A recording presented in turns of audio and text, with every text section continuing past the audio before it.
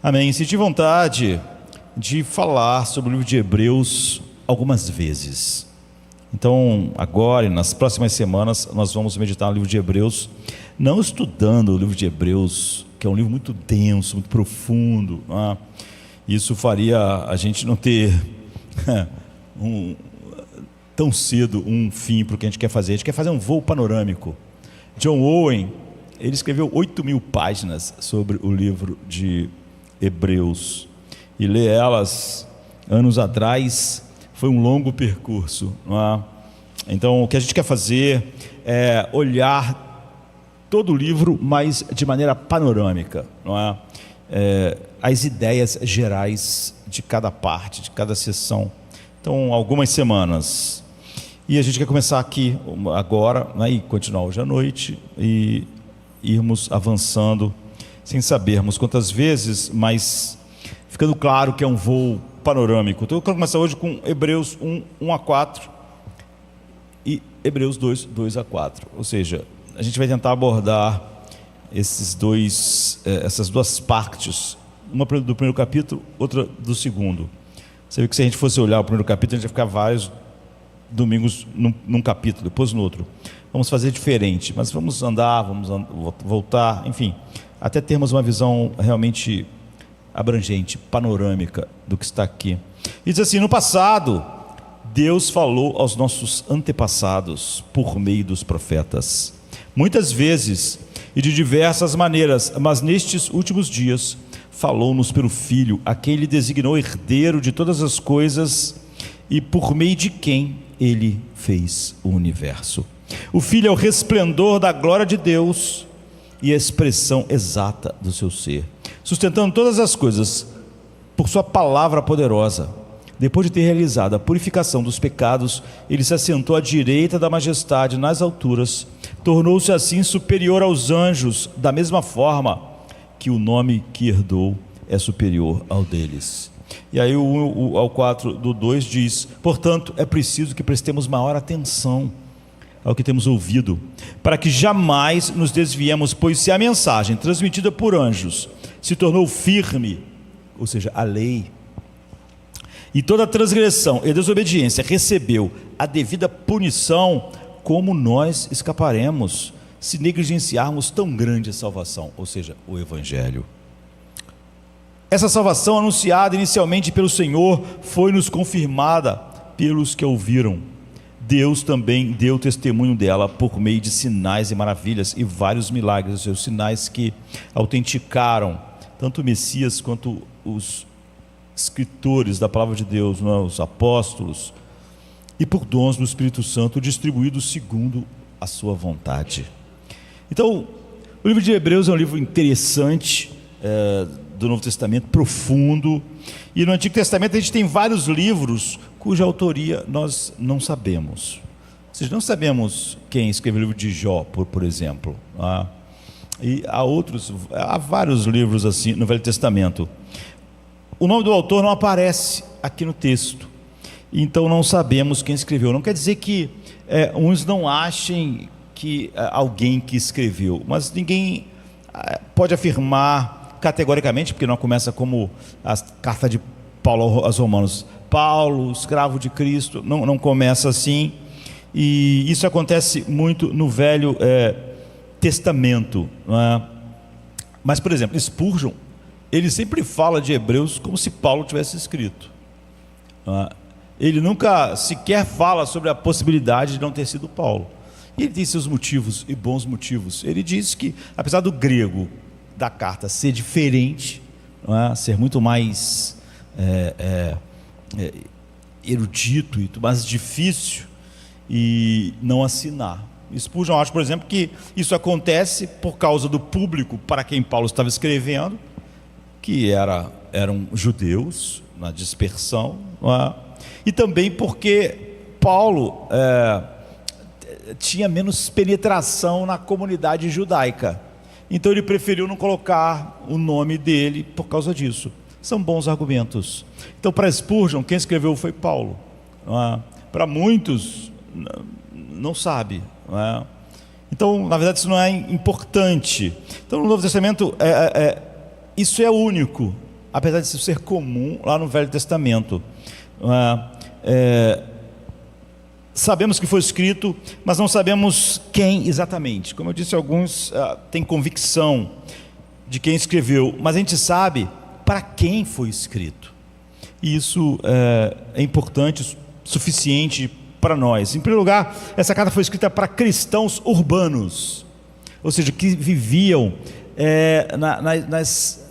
na periferia de Roma, naquele período mais agudo, quando a perseguição estava ficando cada vez maior, e mais generalizada no Império Romano.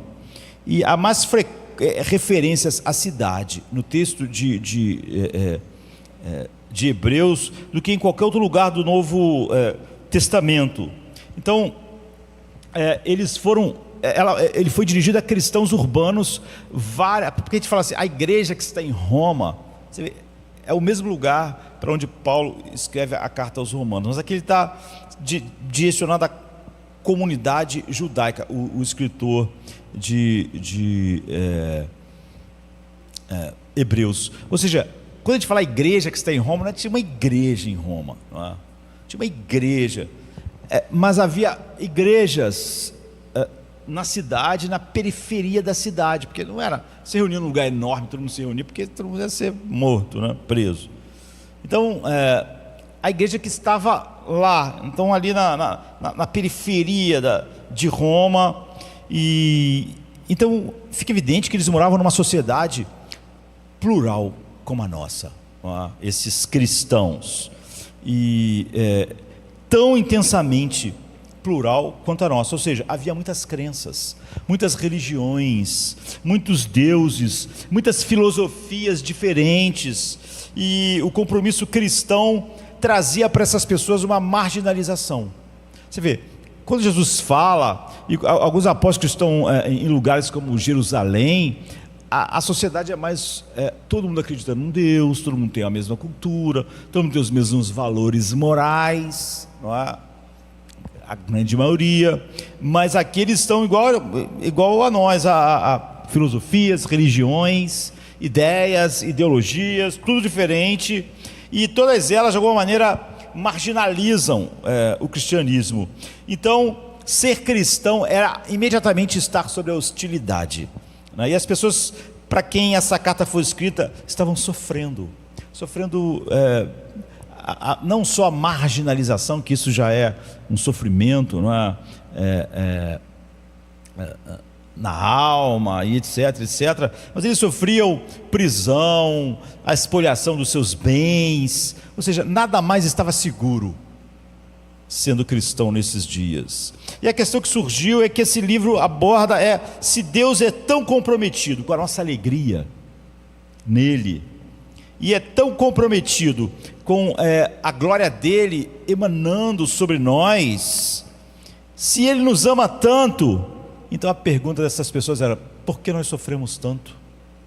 Porque tudo está contra nós, porque nada, nenhum vento sopra a nosso favor. E é disso que esse livro trata, de pessoas numa sociedade plural com várias religiões, ideologias, ideias, filosofias, em que o cristianismo é marginalizado e os cristãos estão sofrendo. E a resposta do livro, em poucas palavras, e é o que a gente vai explorar ao longo dessas semanas, é que a vida é uma jornada. O texto nos diz que é uma jornada que parte do cansaço para o descanso, é uma jornada que parte da alienação para a presença de Deus, e é uma jornada que flui do isolamento para a cidade de Deus, que tem fundamentos, não feita por mãos humanas. E a mensagem geral vai ser que a única forma de chegar em casa nessa jornada é fixar nossos olhos em Cristo. Então chega naquele ponto que diz: mantenha os olhos fixos no autor da salvação de vocês. Então, esse é o mote de todo o livro.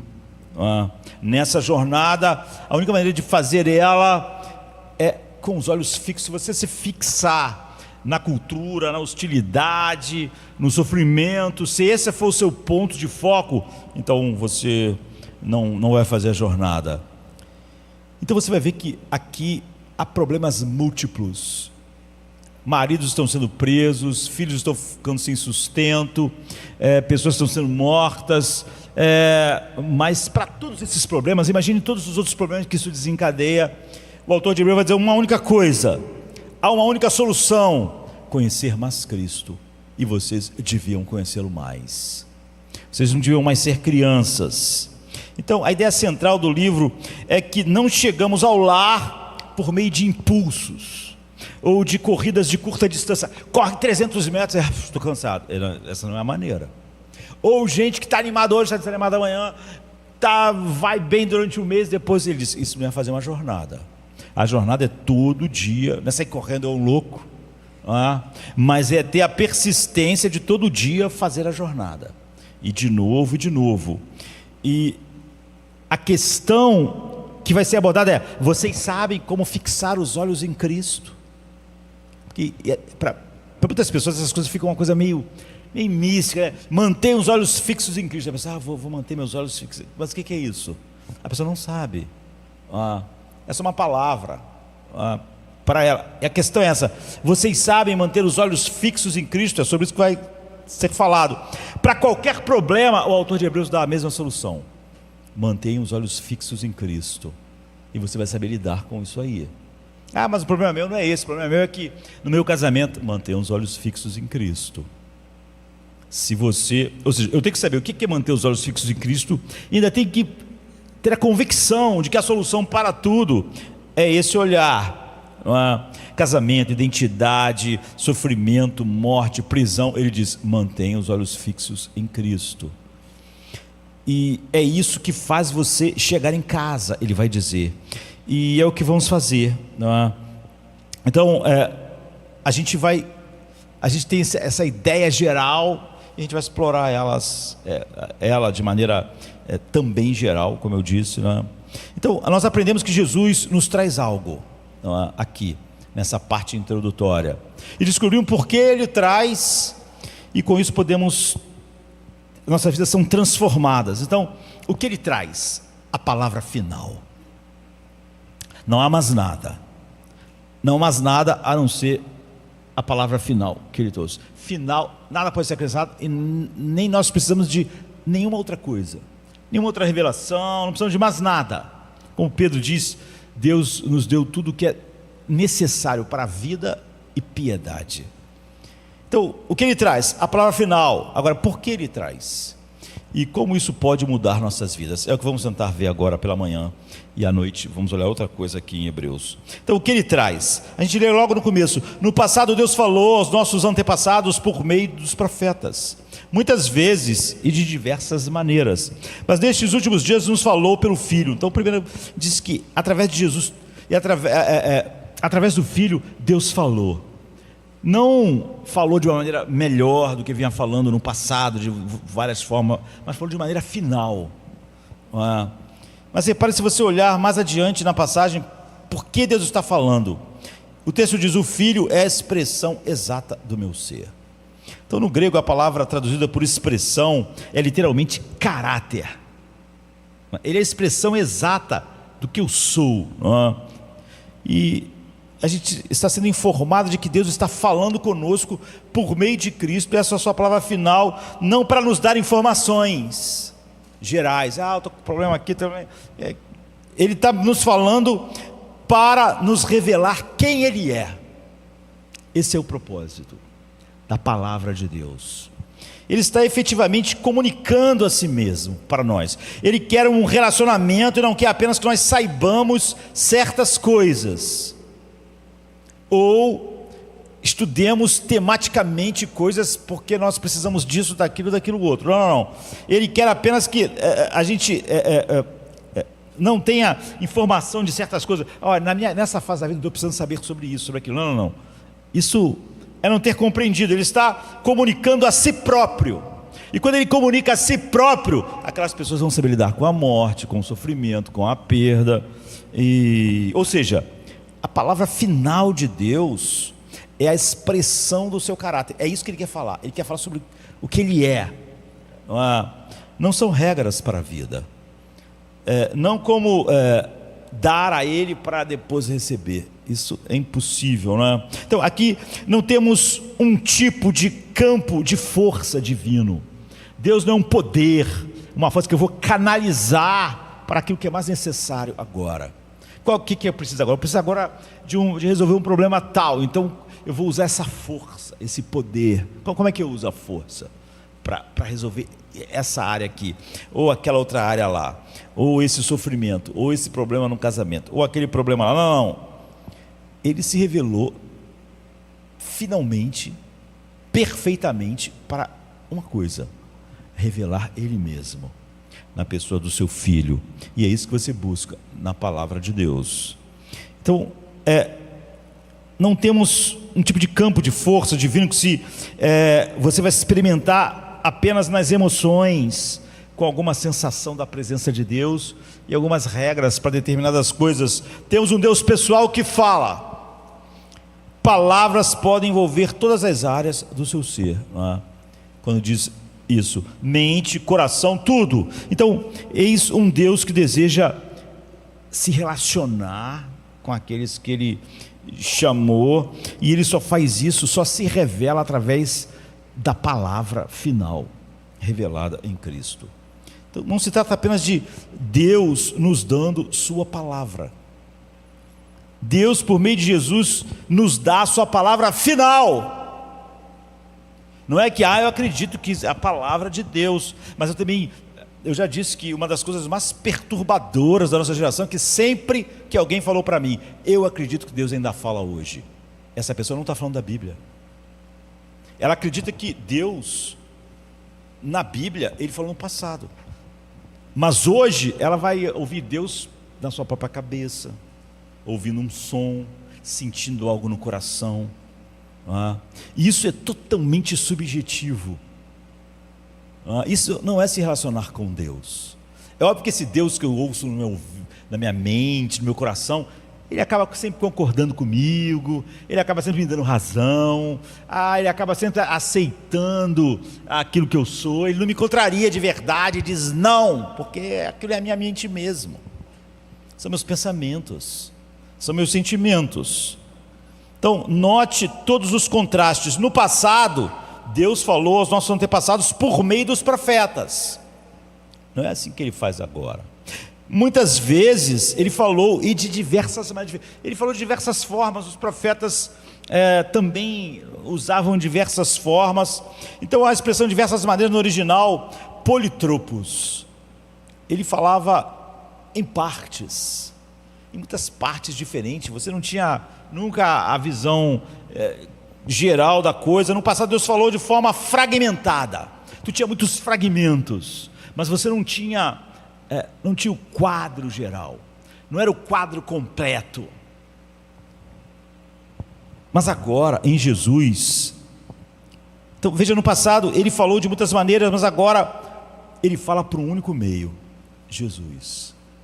A verdade revelada em Jesus, por Jesus, Ele diretamente ou Ele através dos apóstolos, como nós temos o Novo Testamento. Então o autor tem a ousadia de dizer, nesses últimos dias.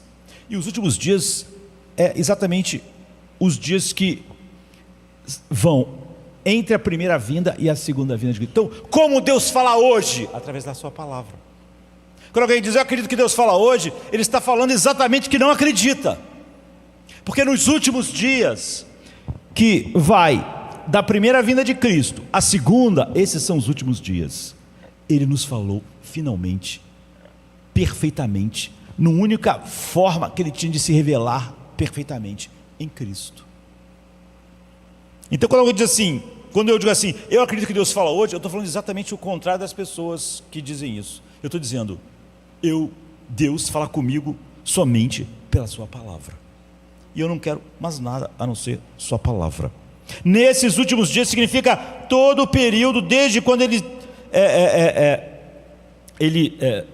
Jesus veio ao mundo até o último dia. O que isso quer dizer? Quer dizer que daqui até o fim, Não importa se o fim é daqui a 1000 anos, 12.000 anos, são os últimos dias. São os últimos porque esse não tem uma outra dispensação, não tem uma outra, esse é o momento final. Então, não há expressão mais plena, nem mais definitiva de Deus do que Jesus. Se nós vamos conhecer mais Deus ainda, vamos conhecer Deus mais ainda em Jesus, na eternidade. Mas neste mundo, essa é a palavra final. Deus colocou um ponto final, e você não deve colocar um ponto continuativo onde Deus botou um ponto. Quando eu disse assim, isso é tudo, Ele é a revelação perfeita do meu ser, você só podia dizer assim, eu não acredito que Jesus seja a revelação perfeita, então eu acho que ele tem mais coisa ainda, porque ele não conseguiu revelar tudo de Deus, mas as minhas ideias vão revelar, o meu sentimento, uma voz que eu ouço no ouvido, uma percepção. Então se eu sinto paz, então Deus diz, ponto final, sem ressalvas, nada além disso, é definitivo. Nos últimos dias, eu já falei perfeitamente em meu Filho. Então paremos para refletir no que está sendo dito aqui. Há algo realmente maravilhoso, e Deus quer se comunicar conosco, e Ele deixa bem claro que o objetivo é a revelação do seu próprio ser. Na verdade essa é a vida eterna, né? Conhecê-lo. Então, mas há também algo difícil nisso. É assim que é, e ponto. Agora, embora isso pareça paradoxal, é exatamente assim que todos os relacionamentos pessoais funcionam. Deus diz, é assim, ponto final. Perceba, não há intimidade sem que algo seja definitivo.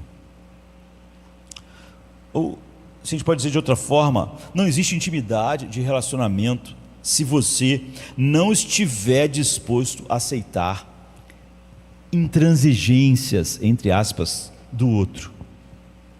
O que é que eu quero dizer com isso? Nós queríamos nos casar, não é? Os casados e os solteiros muitas vezes também.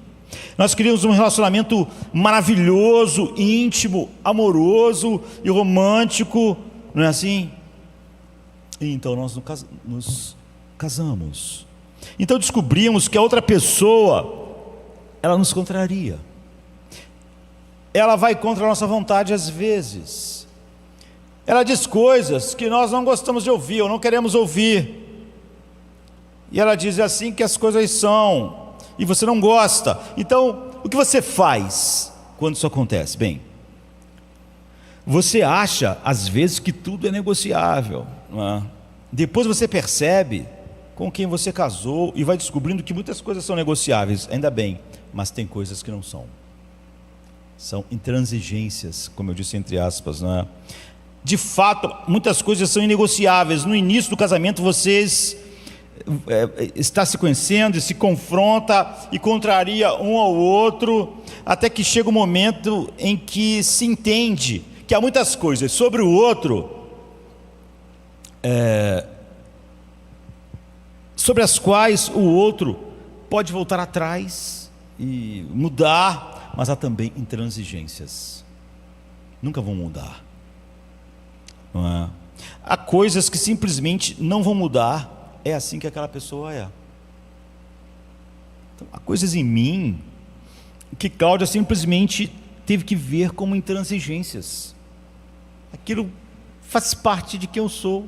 Eu não sou quem ela é porque ela não me inventou quando me conheceu. Não inventou meu temperamento, não inventou a maneira mesmo correta que eu vou abordar todas as coisas. Tem uma maneira que tem a ver comigo mesmo. Então nesse ponto, você vai se dar conta, nesse ponto do casamento, você se dá conta de que, a menos que você aceite essas intransigências, não poderá haver um relacionamento pessoal. A menos que você sinta, essas coisas aqui nunca vão mudar, porque isso aqui, nós estamos falando de erros que Deus transforma, né, a vida da pessoa. Estamos dizendo que há jeitos daquela pessoa que são daquele jeito. Se você, que é uma pessoa super romântica, trate de prestar atenção nisso antes de casar. Não reclame que seu marido não é romântico depois de 20 anos. Ele simplesmente não vai ser. Se você quer que a sua esposa seja sensata, trate de ver isso antes. Não adianta depois achar que o temperamento daquela pessoa vai sair de introvertido para extrovertido só porque você quer. Há intransigências. ou então o relacionamento está. Ou você aceita as intransigências, muitas coisas vão mudando, muitas coisas são negociáveis, né? Mas há algumas intransigências, ou você aceita, ou o relacionamento termina. Você quer intimidade, mas quer intimidade com uma pessoa de verdade, e a outra pessoa tem maneiras, temperamentos, tem vontade. Em algum momento você terá de aceitar aqueles pontos finais da outra pessoa, terá de se adaptar, terá que se ajustar. Há um filme que eu já mencionei aqui, pregando outro sermão, chamado Os Homens de Stepford. É baseado num livro, mas é um filme de 1975, que é, na verdade, o que eu vi. Mas acho que em 2004 fizeram o filme de novo com a Nicole Kidman, mas não foi um sucesso, porque o filme é um terror, meio ficção científica, assim, e refizeram o filme meio como comédia. Então o filme não funcionou, não é? E a história do filme é que uma família se muda de uma grande cidade para uma outra cidade em Connecticut, e aquela cidade era um pouco diferente da cidade que eles viviam. Marido, mulher, se mudou para lá com os filhos, e eles tinham esposas que apresentavam intransigências assim, ou seja, eram maleáveis, mudavam em muitas coisas, se adaptando. Isso acontece normalmente dos dois lados, mas havia suas intransigências, não é? Tinham pontos não negociáveis,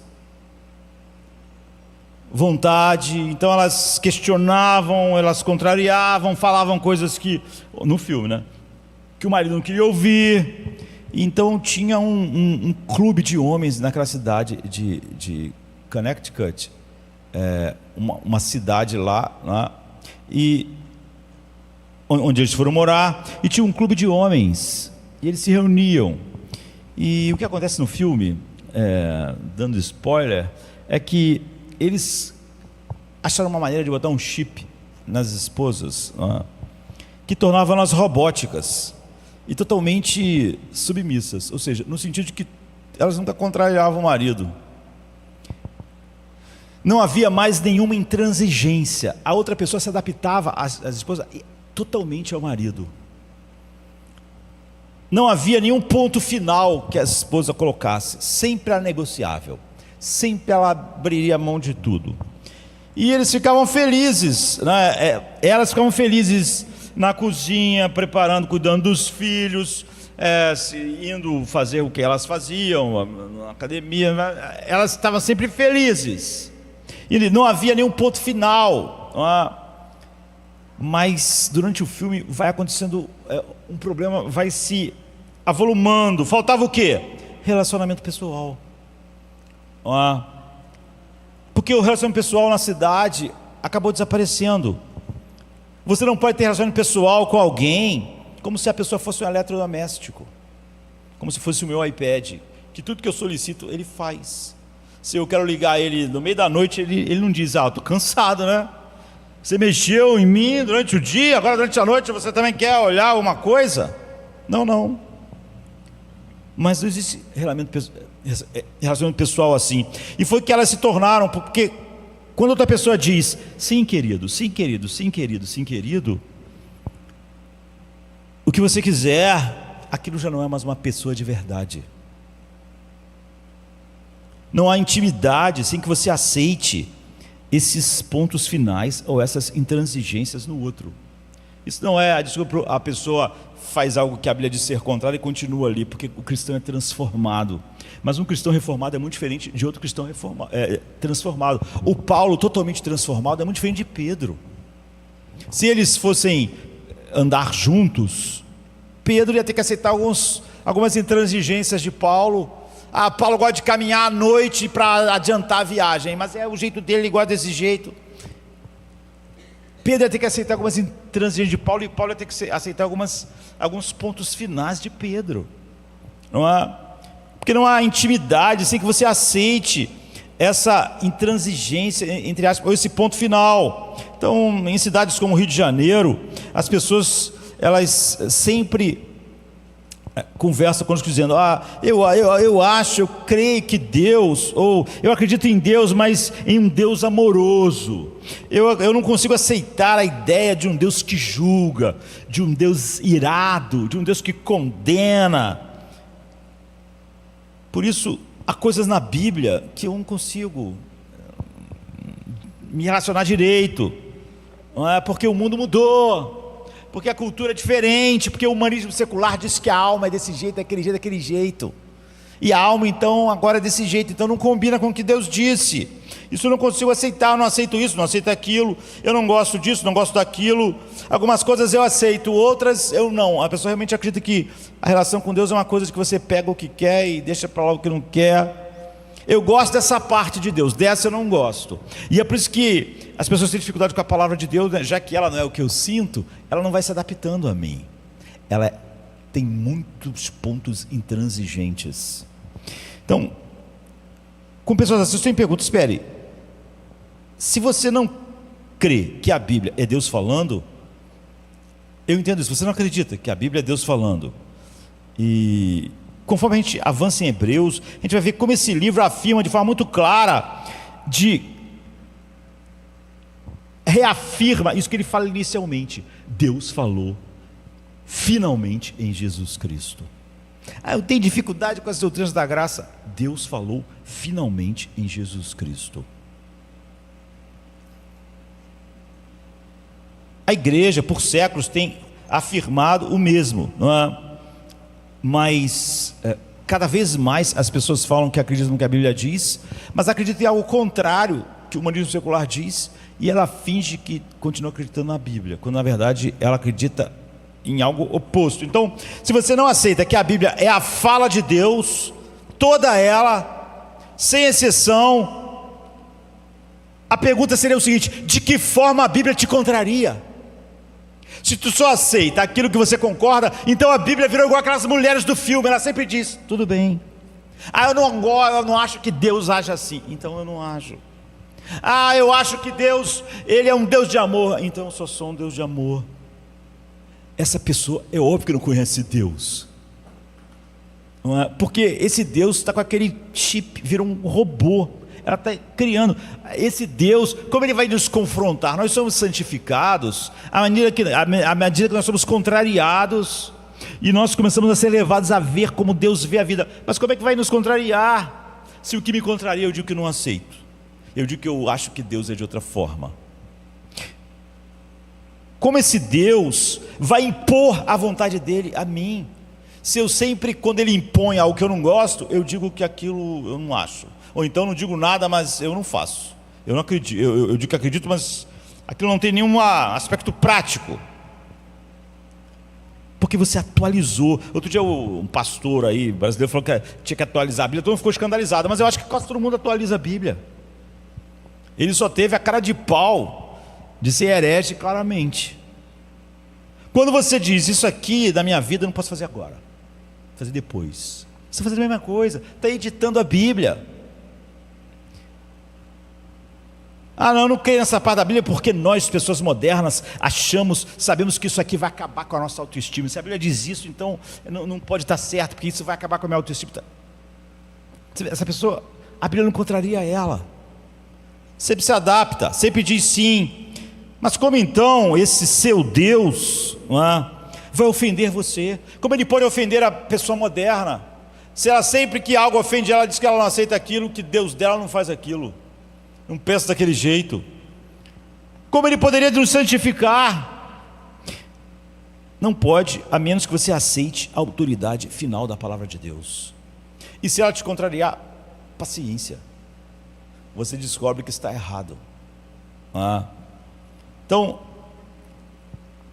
as pessoas fazem isso de muita, porque quando a gente fala isso, a gente pensa que as pessoas, que estamos falando só das doutrinas, estamos falando sobre tudo. Há pessoas, por exemplo, que a teologia delas sobre casamento e divórcio não vem da Bíblia. Tem pessoas que dizem para mim assim: eu não aceito divórcio nenhum. Não, mas Jesus estabeleceu uma cláusula de exceção. Não aceito. Essa pessoa diz que acredita em todas as doutrinas da graça. Esse não é o problema. Mas ela não aceita por quê? Porque ela teve um casamento ruim, porque ela foi abandonada pelo marido, ou ele foi abandonado pela esposa.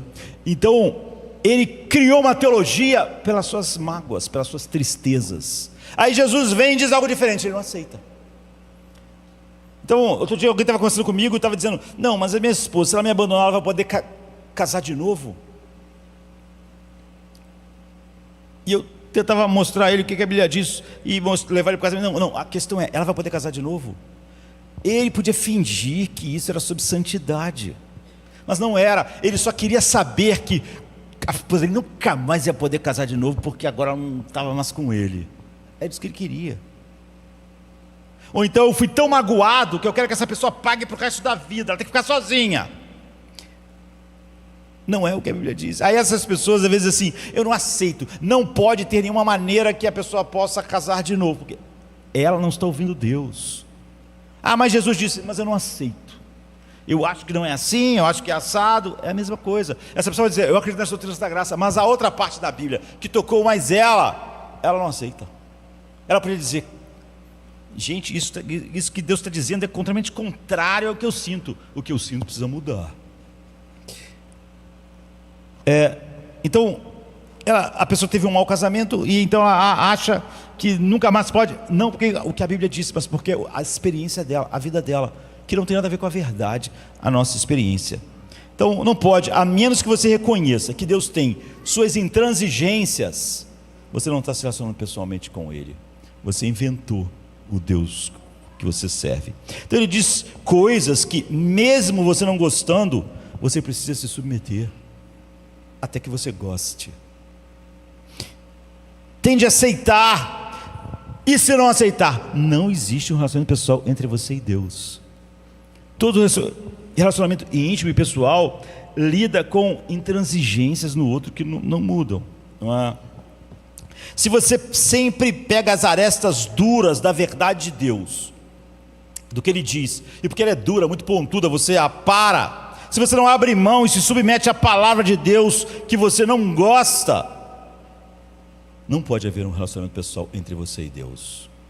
Como é entre homens? Eu disse, se você, num relacionamento pessoal entre esposo, o amigo, se você não aceita aqueles pontos de intransigência no outro, o relacionamento vai acabar. Aquela pessoa não vai ser exatamente quem você quer. Ela não foi feita para se moldar a você, encaixar em tudo que você sente, tudo que você quer. A igreja não foi feita, nada foi feito para você assim.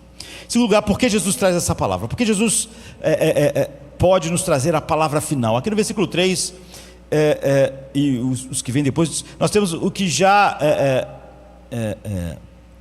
alguém já chamou de cristologia, de tirar sangue do nariz, não é? Ou seja, uma cristologia de altitude extrema, quando você está num lugar muito alto, porque é tão elevada e grandiosa a forma como descreve Jesus, que chega a ser estarrecedor. O texto diz: o Filho é o resplendor da glória de Deus e a expressão exata do seu ser, sustentando todas as coisas pela palavra do seu poder.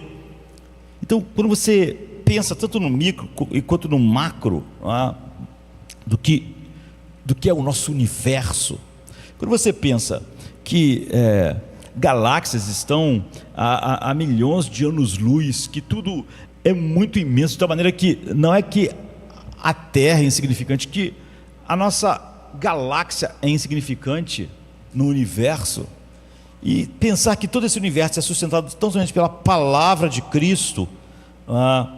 Você vê que no Velho Testamento, o resplendor da glória de Deus é mostrada de muitas maneiras, não é? Quando Moisés começa a liderar o povo de Israel para fora da escravidão, ele vê, eles têm uma coluna de fogo que anda com eles. Isso era a glória de Deus. Então é interessante porque ela assumiu uma forma de coluna de fogo à noite, de maneira que eles não ficavam no escuro. De dia ela era uma nuvem, mas era uma nuvem reluzente, protegia eles do calor do sol tal, mas ela era reluzente. Então é algo tão impressionante e poderoso que em certos momentos, quando o exército egípcio, por exemplo, persegue Israel no deserto, e essa nuvem baixa e eles tentam atravessar, mas eles não podem, eles vão acabar morrendo. Quando essa nuvem desce sobre o monte Sinai, há trovões, relâmpagos, e ninguém pode sequer tocar a montanha, que morre. As pessoas ficam tão desesperadas que pediram para Deus nunca mais falar com eles daquele forma. A Bíblia diz que até Moisés ficou completamente apavorado. Depois, quando Salomão dedica o templo, uma das orações mais incríveis da Bíblia, essa coluna de fogo invade o templo e ninguém conseguiu ficar em pé naquele lugar. Então, o que era essa nuvem? Era a glória de Deus, era uma manifestação, uma teofania da glória de Deus. Deus, em uma forma visível, expressava o que? Sua majestade, seu poder, sua beleza, seu caráter infinito, grandioso, que era algo esmagador, que só uma amostra em uma teofania, ninguém consegue ficar em pé, alguns morrem. Agora, o que é dito aqui é que Jesus, na verdade, é essa glória. Que todas aquelas coisas, todas essas manifestações de Deus não são nada, são só uma teofania mesmo, mas a glória é Cristo. Que todo o universo mostra a glória de Deus, mas de uma maneira muito tênue, porque toda a glória de Deus só é manifestada em Cristo. Então isso é uma declaração imensa. Jesus é Deus em forma humana agora, mas ainda Ele é infinitamente e eternamente a glória de Deus. É a expressão exata, a forma mais elevada, insuperável, perfeita. Por isso que Ele é a palavra final. Não existe nada maior. Deus fala o que maior do que Ele falou em Cristo? Isso é uma blasfêmia. Há uma razão para isso. Em 2 Coríntios 3, a gente lê algo extraordinário. Até hoje, quando Moisés é lido, um véu cobre o coração deles, mas quando alguém se converte ao Senhor, o véu é removido. Ora, o Senhor é Espírito, e onde o Espírito do Senhor está, aí há liberdade. E todos nós que com a face descoberta contemplamos a glória do Senhor em Cristo, estamos sendo transformados à sua semelhança, com glória cada vez maior, a qual vem do Senhor, que é o Espírito. O que significa? Se você já passou muito tempo com alguém que está muito além de você, e você, em vez de ser levado à inveja, é levado à admiração, aquilo te muda. A maneira com que aquela pessoa sábia enfrenta as coisas, como ela reage às coisas, e ao observá-la, você está meio que sendo transformado pelo que ela é. Então você vê como aquela pessoa reage ao sofrimento, como lida com contrariedades, como lida com a dor, como lida com a perda, e você se sente envergonhado diante daquela pessoa que é um ser humano, de como ela lida com essas coisas, de como é tão diferente de você, e essa tua admiração vai mudando você. Ao ver como ela se expressa, como se comporta, como ela faz as coisas, você está sendo impactado pela maneira com que ela age e reage. E de tal maneira que, porque você foi amigo daquela pessoa, porque você conviveu com aquela pessoa, você nunca mais vai ser a mesma pessoa que você era antes. É como se você absorvesse um pouco daquela pessoa, uma parte daquela pessoa começou a fazer parte de você, e você foi mudado um pouco a imagem dela, não é? Isso com alguém como nós, era como Timóteo andando com Paulo, ele está sendo transformado. A maneira com que Paulo apanha, que fica na cadeia, que canta no meio da noite, que não reclama, que aprendeu a ficar contente em todas as coisas. Timóteo, diante daquilo, vai sendo mudado. A glória de Deus, porém, você não consegue nem olhar fixamente para a glória do sol. Vai ali fora depois que acabar e tente ficar olhando para o sol te cega. Por causa do quê? Por causa da glória dele. Ele é maravilhoso, é brilhante. Ele que está fazendo a vida nessa terra funcionar, depende totalmente dele. E ele está iluminando o dia, mas você mesmo não pode olhar para ele, porque ele tem muita glória. É muita glória para os seus olhos. Ele vai te cegar. se você insistir. Literalmente, ele vai queimar seus olhos, e você pode ficar cego para sempre. Então, como então contemplar a glória de Deus? No Antigo Testamento, quando a coluna de fogo aparecia, as pessoas caíam no chão, algumas morreram. Em qualquer outra manifestação, a sarça ardente, havia um efeito assustador, todos ficavam meio apavorados. Mas aqui estamos sendo informados de que Jesus é a glória de Deus, ou seja, pense, o universo inteiro manifesta a glória de Deus, mas não como Cristo. Cristo manifesta infinitamente mais. Quando você vê um mar furioso, você pensa, cara, há um certo temor, há um certo respeito, porque há uma glória ali. A glória de Deus, numa forma que podemos ver em vários lugares, ou na teofonia, era sempre assustadora, mas agora a perfeita de Deus veio de uma maneira que nós podemos olhar para ela, podemos olhar para a face de Cristo. Ele é a maior glória, mas Ele se colocou de tal forma que não te destrói, não te cega. Olhar para Ele te muda. A glória, que todas as outras coisas que expressam a glória de Deus são só uma cópia, um reflexo dele. Ele, que é a própria glória, se torna assim. Você começa a se tornar a pessoa que você devia ser. Não é que você começa a se tornar Josemar, João, Maria. Não. Você começa, quando você vai sendo transformado de um grau de glória para outro grau de glória, na semelhança com Cristo, você está cada vez se tornando mais quem você devia ser. Então a transformação que você deseja acontece assim. Essa é a forma suprema e insuperável pela qual Deus vem até nós. É na pessoa de Cristo. E é por isso que Jesus pode trazer a palavra final, porque Ele é a palavra final de Deus. Porque a palavra fala sobre a glória de Deus, o universo fala sobre a glória de Deus, os animais falam sobre a glória de Deus, o mar fala sobre a glória de Deus, mas Jesus é a glória de Deus. Ou colocando de outra forma, Jesus pode nos trazer a verdade definitiva, porque Ele não existe nem um pouco mais de glória de Deus que não seja o próprio Cristo. Então, se é assim, antes de avançarmos, como incorporar isso às nossas vidas na prática? Vejamos essa declaração impressionante. Ele é o resplendor da glória de Deus e a expressão exata do seu ser, sustentando todas as coisas pela palavra do seu poder. Então existe aqui uma implicação pessoal e uma implicação global que devemos considerar. Quando pensamos na implicação pessoal, como a gente mencionou antes, o contexto é importante. O livro de Hebreus foi escrito para pessoas exatamente como nós, em grandes centros urbanos, onde tinham várias religiões, várias filosofias, e eles viviam numa sociedade plural, onde cada grupo tinha o seu Deus, tinha a sua religião, tinha suas filosofias. Não era uma sociedade homogênea. Por isso, a afirmação sobre a singularidade de Cristo era um problema. Ele era a expressão final de Deus. Ele não pode conviver com nenhuma outra das coisas da cultura secular deles. Os vários deuses, as várias ideias, a própria ideia da pessoa. E isso é extremamente difícil de engolir. Tem gente que está na igreja a vida inteira e diz que isso aqui eu não consigo entender. Consegue, não gosta. E como ele acha que pode não conviver com as intransigências de Deus, ele acha que pode excluir aquilo e acha que tem um relacionamento pessoal com Deus quando ele não tem.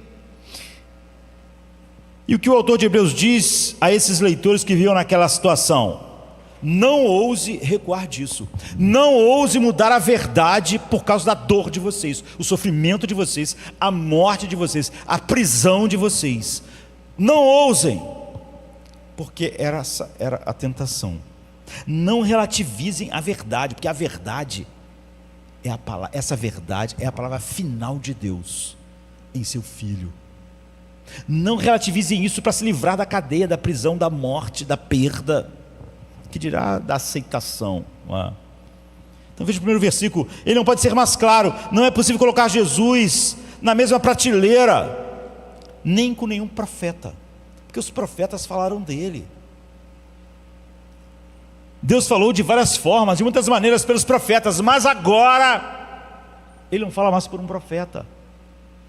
Ele fala em seu filho.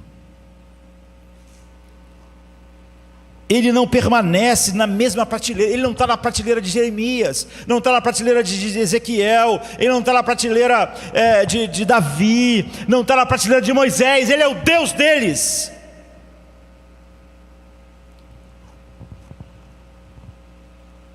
E tem as naturezas assombrosas das declarações de Cristo. Em Lucas 10, ele conversa com seus discípulos sobre possessão demoníaca, e eles discutem sobre pessoas que estavam possuídas. De repente Jesus diz: eu vi Satanás cair do céu como um relâmpago. O quê? Em um simples bate-papo com os discípulos, ele de repente diz isso. Sim, eu estava lá antes da criação. Eu vi Satanás sendo expulso do céu. O cara tinha 30 anos. Eu presenciei a expulsão de Satanás. Em Mateus 23 ele prossegue quase de passagem, dizendo assim: eu continuo enviando profetas a vocês. Como assim? Numa conversa casual ele diz: eu enviei profetas a vocês. Você enviou? Enviei Moisés, enviei Isaías, Jeremias, eu enviei Abacuque, eu enviei os profetas. Eu continuo enviando. Note que ele não diz: eu sou um grande sábio, eu sou o maior dos profetas. Não, eu é que enviava os profetas. Ele não diz: eu sou o profeta supremo, o superior. Ao contrário, eu sou a fonte por trás do universo que tem enviado os profetas. Leia qualquer profeta na Bíblia, Isaías, Jeremias, eles sempre dizem o quê? Assim diz o Senhor. Assim diz o Senhor.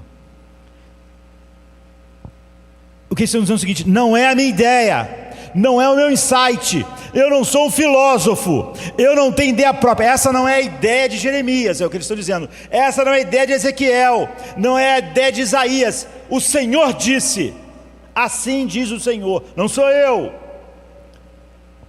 Jesus nunca diz isso, ele nunca se rebaixa para dizer isso. Assim, ele diz: em verdade, eu vos digo.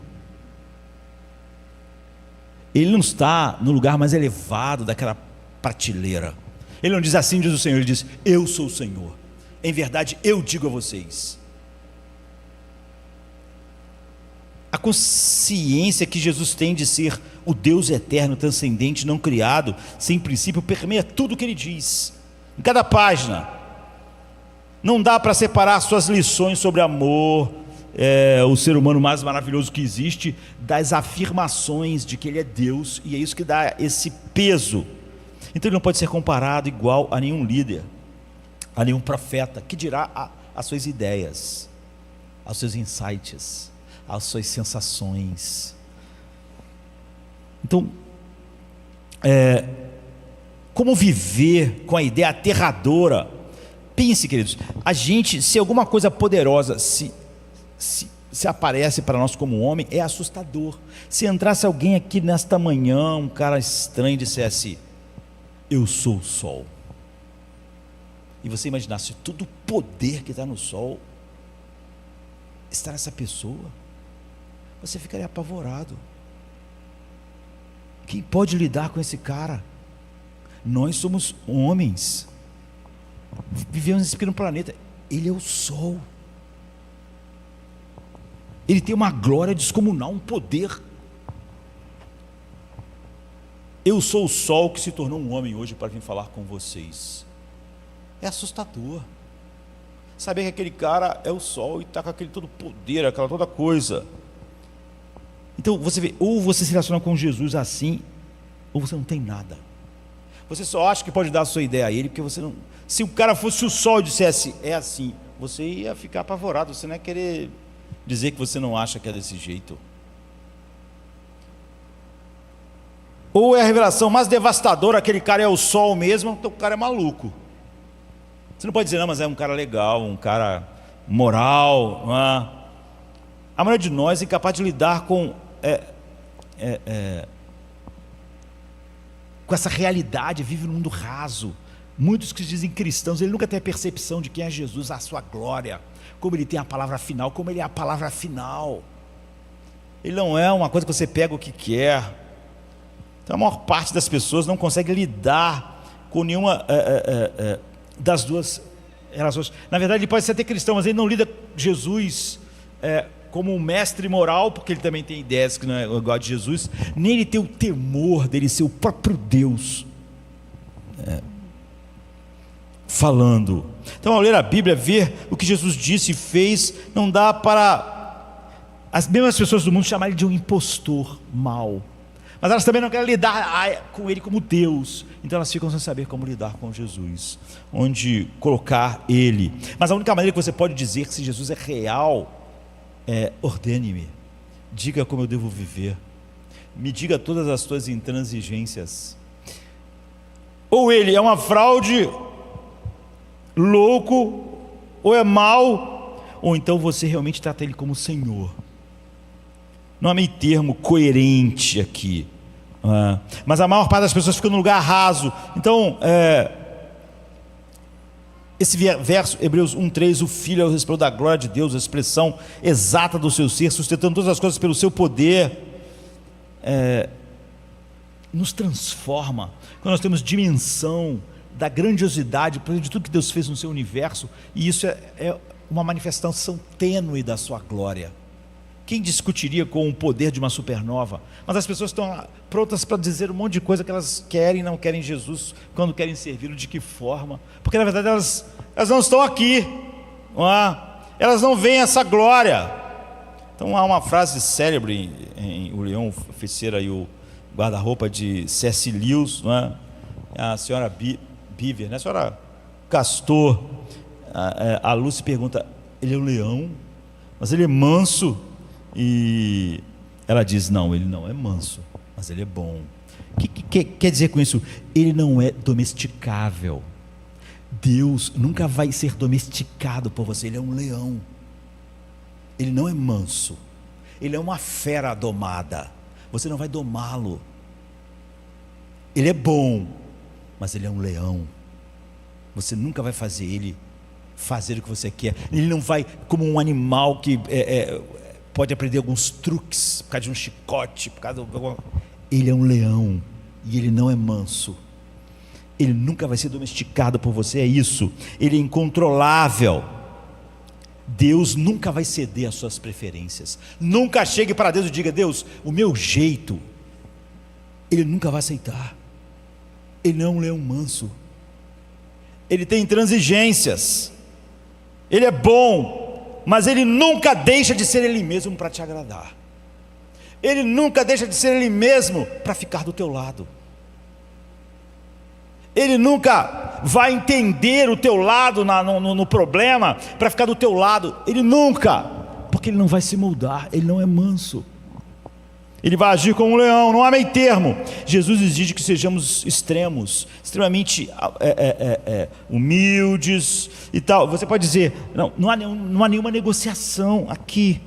E a implicação global é que esse texto foi escrito para quem vivia em ambiente semelhante ao nosso, e veem que ele não faz concessões. O autor de Hebreus está dizendo: vocês estão sendo presos, estão sendo mortos, mas ele é um leão. Ele não vai fazer o que vocês querem. Vocês estão dizendo: se ele nos ama, como é que ele está deixando isso acontecer? Então, ele não vai para provar vocês que ama vocês, fazer o que vocês querem. Ele não é um leão manso. Vocês não vão domesticar ele. E você vê, ele começa afirmando tudo isso sem rodeios, e algumas pessoas dizem: nós nunca teremos paz global enquanto a gente não entender que todas as religiões são iguais, para que não haja guerras e não haja disputas. Ou seja, enquanto as pessoas fizerem essas afirmações exclusivas, e é por isso que o cristianismo é tão odiado, porque as outras religiões se ajeitam. As religiões naquele dia lá, os vários deuses se ajeitavam. Jesus não, ele era único. E esse é o problema, essa exclusividade. Acontece que não há nenhuma outra forma nenhuma de conhecer paz global de outra forma. Você vê, o mundo, ele vive cada um achando que sabe a verdade, vamos aceitar a verdade do outro, mas eles vivem em paz. Porque a única maneira de todas as religiões serem válidas e todas as opiniões serem válidas é você assumir que ou não há Deus nenhum, e a gente brinca de que haja, ou há um Deus que não se importa com nada, que fale o que você quiser. É como se eu não me importasse se me fosse difamado de todas as formas ou não. Obviamente esse tipo de Deus difere totalmente do Deus verdadeiro. Então repare que o que você está fazendo ao dizer isso, todas as religiões são iguais, veio para o meio evangélico dizendo qualquer doutrina, contanto que a pessoa crê em Cristo, é tudo certo. É a mesma coisa de dizer que todas as religiões do mundo são iguais, porque elas afirmam coisas totalmente diferentes. Como é que elas todas são iguais? Como é que todas elas estão certas? Mas hoje a igreja, junto com o mundo, diz isso. Não importa como alguém crê no evangelho, é tudo igual. Deus acreditou em Cristo, não importa mais nada, é a mesma coisa, não é? É um Deus manso. Em outras palavras, quando você fala, parem de fazer afirmações exclusivistas, essa é uma afirmação exclusivista.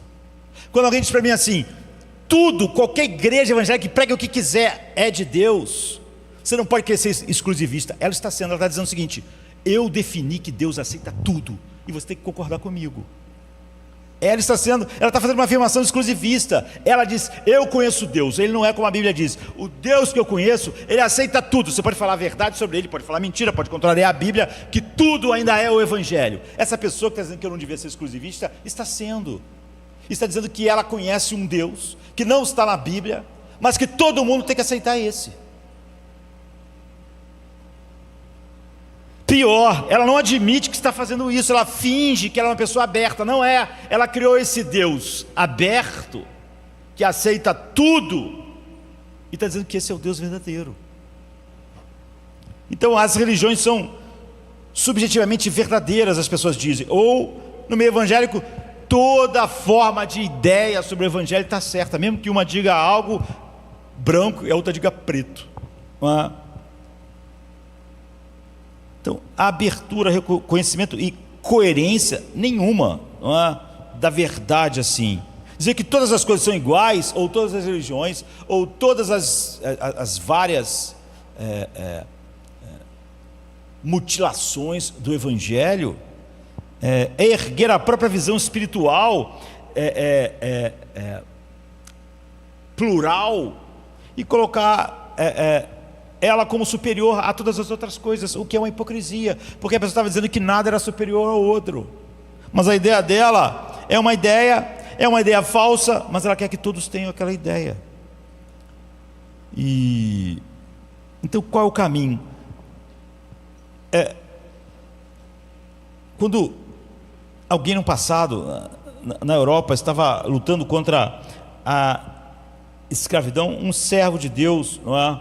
E estava confrontando isso e a injustiça, ele disse, vocês precisam deixar de ser tão cristãos? Não, ele disse, vocês precisam enfraquecer e afrouxar o cristianismo para que haja uma libertação e condições iguais. Não, ele disse, vocês precisam ser mais cristãos, não menos. Precisam se aprofundar na verdade. Ali estão então no âmago do cristianismo os recursos para vocês amarem e não haver mais escravidão. Vocês não precisam deixar, vocês precisam ser. E esse é o caminho que leva ao verdadeiro amor. Não é ser menos, não é abrir mão da verdade para que tudo seja uma salada louca, mista. E como isso pode transformar nossas vidas? O tempo já voou, não é? A resposta está nos primeiros 4 versículos do capítulo 2. Por isso é preciso que prestemos maior atenção ao que temos ouvido, para que jamais nos desviemos. Pois se a mensagem transmitida pelos anjos, que é a lei, se tornou firme e Deus não se ajeitou, não se moldou, mas a desobediência recebeu a devida punição, como nós escaparemos se nós negligenciarmos tão grande salvação, o Evangelho? Essa salvação que foi anunciada inicialmente pelo Senhor foi nos confirmada pelos que ouviram, ou seja, os apóstolos. Há muito conteúdo aqui, a gente tem que resumir. Então, primeiro, houve uma mensagem que ouvimos. Qual mensagem? Está no texto. Foi a mensagem anunciada pelo Senhor Jesus. Quem Ele era, qual o propósito da sua vinda, porque Ele veio, porque Ele morre. E essa mensagem que estão nos evangelhos, a doutrina dela se expressa mais profundamente nas cartas. E o autor dizendo, você precisa prestar mais atenção. Eles estavam morrendo, eles estavam sofrendo. Como vai lidar com isso? Vocês precisam prestar mais atenção na verdade. As pessoas, maior atenção é muito mais forte do que aparenta. A palavra grega traduzida por atenção aqui significa como se fosse uma obsessão, algo que é a coisa mais importante a qual você se apega. Um termo intenso assim. Ou seja, você não pode ser uma pessoa que ouviu o Evangelho e diz, agora eu sou cristão, eu creio nisso. Você precisa ter uma obsessão a partir daí na verdade de Deus. Ou essa declaração não foi verdadeira. Precisa de obsessão pelo cerne original. Você não segue adiante dizendo, olha, certo, entendi o Evangelho, criei em Cristo e agora eu vou tocar a vida. Eu tenho minhas ideias, eu tenho o meu jeito, tenho meus insights, eu não tenho tempo para doutrinas. Não, você vai se desviar.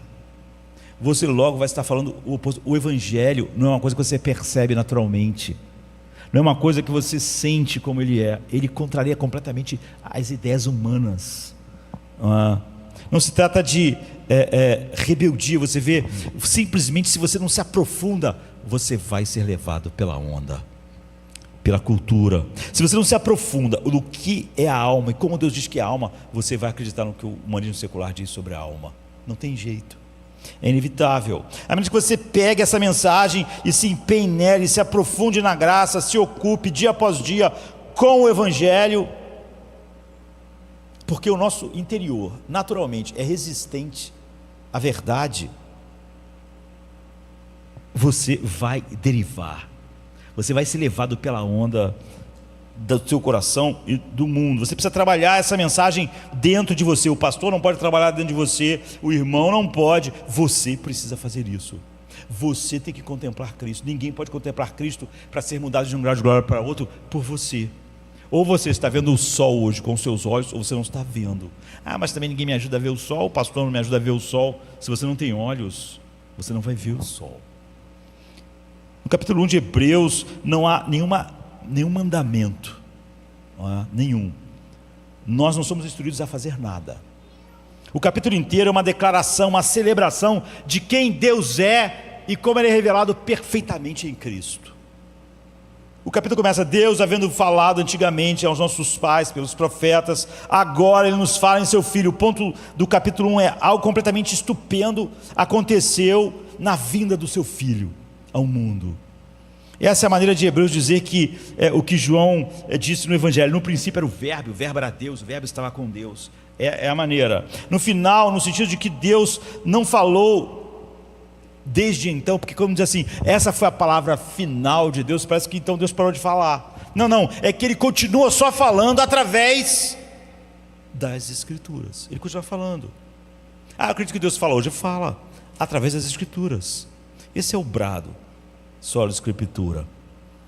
Toda a plenitude de Deus está em Cristo, Colossenses 2:9. Todos os tesouros de sabedoria e do conhecimento estão em Cristo, Colossenses 2:3. É disso que Hebreus 1 trata. Essa é a palavra final de Deus, Jesus Cristo, o Evangelho. A justificação, a propiciação, o Evangelho. Esse é o resumo. Ele fez o mundo, versículo 2. Ele é o resplendor da glória do Deus Pai a exata expressão do seu ser, 3. Ele sustenta todas as coisas pela palavra do seu poder, 3. Ele fez a purificação dos pecados, verso 3. Ele se assentou à direita da majestade de Deus, verso 3. Ele é maior que os anjos, verso 4, porque os anjos o adoram, verso 6. Ele é o Deus poderoso, verso 8. Essa é a mensagem do capítulo 1. Deus falou por seu Filho. Este é o Filho, ele é o Criador, ele é o sustentador, é tudo sobre ele. Não há nenhum mandamento aqui, não diz que você deve fazer nada, apenas uma declaração de quem Cristo é. Mas quando entra no segundo capítulo, aí você vê uma ordem para você. O capítulo 2 é a primeira coisa, é um comando, um dever, algo que devemos fazer se o capítulo 1 é verdade. Então o capítulo 2 começa: por esta razão, por Jesus ser tudo isso, por ele ser a glória do Pai, por ele ser a palavra final, por ele ser a expressão exata, por essa razão, não ousem não ouvi-lo, porque se a lei que foi entregue e intermediada por anjos, Deus pune infinitamente por causa dela, imagine se você negligenciar a revelação de Deus em Cristo. Em outras palavras, o capítulo 2 começa nos dizendo que o capítulo 1 é a razão para este dever, porque Deus falou pelos seus filhos nesses últimos dias, finalmente, porque ele é o Criador, o sustentador, o dono de todas as coisas, inclusive de você, porque ele é o governante, o redentor do mundo, porque ele está acima de todas as coisas. Preste muita atenção no que você ouve sobre o que ele disse. Nada no mundo é mais importante para ser escutado. Então o primeiro mandamento nesse livro, o primeiro dever mencionado é que devemos dar atenção à palavra final de Deus, porque negligenciá-la é muito mais sério do que negligenciar a lei. E se na lei Deus pune da maneira que pune, imagine quando alguém negligencia o seu filho. Podemos resumir isso: nesses últimos dias Deus falou conosco por seu Filho. Por esta razão, você deve prestar muito atenção ao que Deus disse, porque essa é a palavra final de Deus para você. Em outras palavras, Deus falou por seu Filho. Ouça com atenção, ouça todo dia, não siga nada que esteja em desacordo com o que você ouve dele. Agora, aqui está um comando que precisamos desesperadamente ouvir, ainda mais nos nossos dias. Por que a gente acha que qualquer um que falar qualquer coisa sobre o Evangelho ainda tem algo de Deus? Porque na verdade a gente acha que nós temos parte da revelação de Deus. O que você ouve? Deve ser a pergunta: quem você ouve? Deus falou por meio do seu Filho. Você está ouvindo? Não basta você não ouvir outras coisas, você está ouvindo o que Deus disse. É isso, Deus falou por meio do seu Filho. Como se o seu ouvir a Ele se compara a ouvir você ouve. Quem você ouve mais? Você ouve mais seu marido ou Cristo? Sua esposa ou Cristo? Seu amigo ou Cristo? A cultura ou Cristo? O humanismo secular ou Cristo? Quem você ouve? Quem você está ouvindo? Quando queremos ouvir alguém, a primeira coisa que a gente faz é providenciar meios para a gente não dizer: não consegui falar, porque... Então alguém vai falar contigo, você quer muito ouvir, você deixa o seu celular perto. Tentei falar com você, não consegui. Eu fiquei sem o celular. É óbvio que a pessoa não estava interessada em ouvir o que aquela pessoa tinha para dizer. Se queremos ouvir o que? Música, a gente providencia, a gente não fica esperando: eu queria ouvir uma música, aí a música vem de algum lugar. A gente não faz isso. A gente pega o nosso dispositivo, coloca lá no Spotify, porque a gente quer ouvir. Aí o nosso aparelho tem que ter fone, ou então tem que ter caixa, senão a gente não vai ouvir. A gente faz qualquer coisa porque a gente quer ouvir. A gente não espera um dia se cair do céu uma caixa de som e cair ali um aparelho eletrônico, e por acaso ele já tiver assinado a internet, e se esse aparelho também já tiver com Spotify, e falar, aí eu vou ouvir, ou cantar, eu vou ouvir. Não é assim. Você faz tudo para você ouvir. Você quer ver um filme à noite, você não pensa: eu vou ficar sentado na cama, se por acaso uma televisão ligar, e se ela botar no canal certo, e se ela botar o seriado certo, eu vou ver. Não, você prepara tudo. É assim que você faz todo dia para ouvir Deus. É isso. Se você quer ler, você quer ouvir John Grisham, por exemplo, um escritor que escreve alguns livros interessantes, né, sobre tribunal. Então, o que eu faço? Eu compro o livro. Eu não fico, eu queria tanto ler John Grisham. Você já comprou o livro? Não, eu nunca comprei.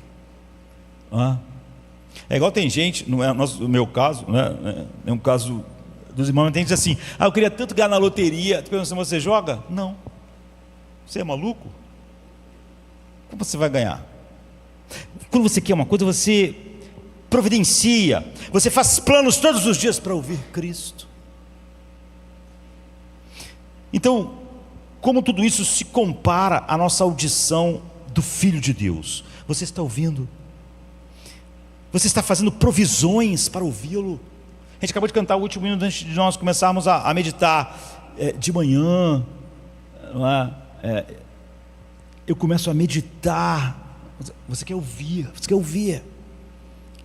Agora, o que Hebreus está dizendo aqui é que na vida cristã, essa é a coisa mais importante. Você deve continuar ouvindo a palavra de Deus em Cristo. Devemos fazer isso com muita atenção, ele diz. Não podemos tratar isso casualmente, não podemos agir como se já soubéssemos tudo. Quase sempre quando a pessoa diz assim, mas eu preciso de uma palavra de Deus. Isso aqui é a Bíblia. Não, mas não é isso que eu preciso. Não é. O que essa pessoa está dizendo é o seguinte: eu esgotei a Bíblia. Eu sei tudo sobre Deus, tudo sobre Cristo, e para mim aquilo já ficou atrasado. Essa pessoa só mostra que ela não conhece nada da palavra de Deus, absolutamente nada. Há uma urgência aqui. Ele diz, é extremamente necessário que demos ouvidos ao que ouvimos no Evangelho. Não é apenas uma opção que você pode fazer se for especialmente espiritual, ou então você está numa crise no casamento, uma crise aqui, aí você quer alguma coisa de Deus para resolver aquela crise. Não, isso é a coisa mais importante do dia, não importa como está o dia. Aquelas pessoas que estão sendo presas e mortas, qual é a coisa mais importante? Ouça a Cristo, mantenha os olhos fixos nele. Esse não é um comando isolado no livro de Hebreus. Essa preocupação em fazer os leitores acordarem e ouvir atentamente Deus é repetida em Hebreus 3:1, diz: portanto, santos irmãos, participantes da vocação celestiais, considerem Cristo. Considerem Cristo. Esse é o ponto de Hebreus 2:1. Ouçam-no, considerem-no, concentrem-se nele, pensem nele dentro dessa situação, fiquem perto dele, mantenham ele perto. Em todas as outras coisas da vida, mantenha ele como o seu maior interesse naquelas coisas. Aprendam mais e mais com ele a cada dia, como ele é, o que ele diz, como ele vê o mundo, como ele vê a alma. Então, novamente, Hebreus 12, de 1 a 2, o autor diz: corramos com perseverança a corrida que nos está proposta, olhando fixamente para o quê? Para Cristo, o autor e consumador. Fixe os olhos, não é olho assim, né? Fixar, mantenha a sua atenção completamente. Isso é que é fixar os olhos em Cristo. Considerem ele, ouçam ele. A gente não pode manter os olhos mesmo fixos em Cristo. Então, um dos grandes fatos desse livro é que nós, leitores, veremos, à medida que andamos nele, o quão sério é ouvir Jesus na palavra de Deus. É considerar, é fixar. E esse é o primeiro mandamento do livro, e não é um mandamento difícil, queridos? Ouça, considere e olhe. Uma criança pode olhar, uma criança pode ouvir. Você só não faz isso porque você não quer. Você não pode dizer assim: ouvir é muito difícil, eu tenho que me concentrar muito, porque senão eu não escuto. Ver é uma coisa muito difícil, porque se eu não estiver muito ligado, eu não consigo ver nada. Essas não são coisas difíceis, queridos. A única questão é se você está interessado ou não.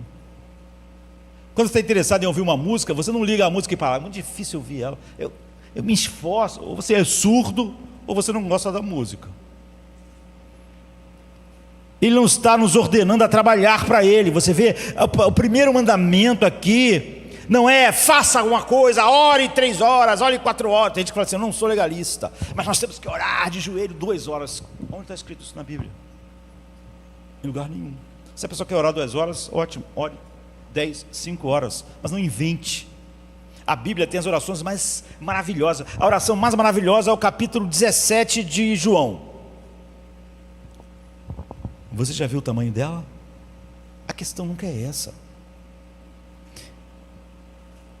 Todas as nossas mudanças espirituais vêm de uma só coisa: olhar para Cristo. Se uma pessoa não muda, ela pode dizer que considera Cristo, mas é óbvio que ela não considera, porque a Bíblia diz que se você olhar para Ele, você vai ser mudado de um grau de glória para o outro. Se não há mudança, não há olhar.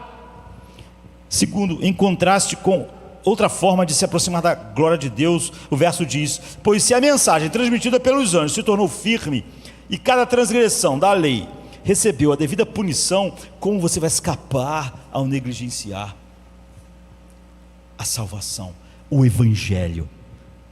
Qual é a mensagem que os anjos transmitem? A lei. E o que o autor está dizendo é o seguinte: ninguém vai escapar do juízo de Deus ao tratar a lei de qualquer jeito.